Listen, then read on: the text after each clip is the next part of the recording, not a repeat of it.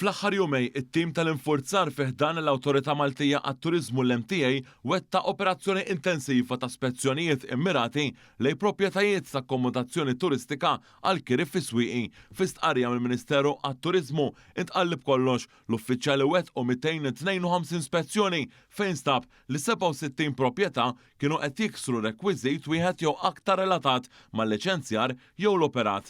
Dan minn barra li 6 proprjetajiet oħrajn inqabdu joperaw bla liċenzja jew l-awtorizzazzjoni meħtieġa.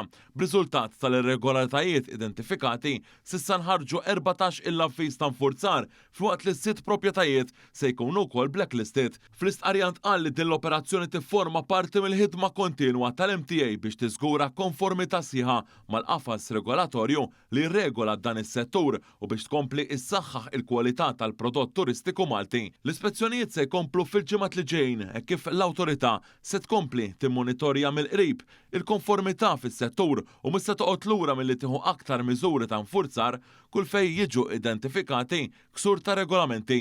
Il-Ministru responsabbli Ġewwed Janabela qal li dawn ir-riżultati juru biċ-ċar li l-Gvern hu determinat li jkompli isaħħaħ il-governanza fis-settur turistiku u jassigura l-operaturi kollha jimxu mal-istess regoli.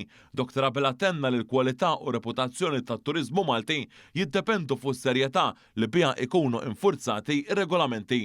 Għal il-Gvern għandu responsabilità lejn l-operaturi li jinvestu u jħaddmu in-negozji tagħhom b'mod korrett kif ukoll ir-residenti u l-viżaturi.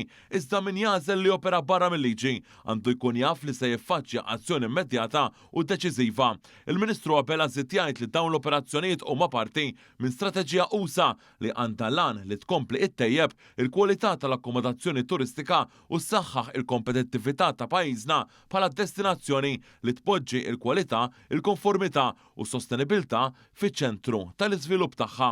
Sattant f'kitba fuq il-midja soċjali, il-Ministru għall-Intern u s-Sigurtà Glenn Bedingfield qal li l-lejl li għadda kien l-ewwel lejl f'xarej li ma ġiex irrappurtat każ ta' ksur tal-bon ordni u l-paċi pubblika fil-lokalità ta' Swieqi. Qal li dan u ta' inkoraġġiment iżda għandu jsir dak kollu possibbli biex dan il-progress ikompli.